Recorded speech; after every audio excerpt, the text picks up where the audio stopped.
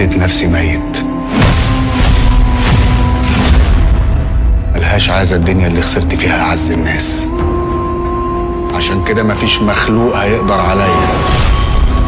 راجل غريب بس قريب للقلب. موت القديم عشان تعرف تحيي الجديد يا صاحبي. عباس قتلت علي يا عباس، من قايل لك ايه خطلع اجيبه عشان مش عايز نقطة دم. انا حبيت ممكن.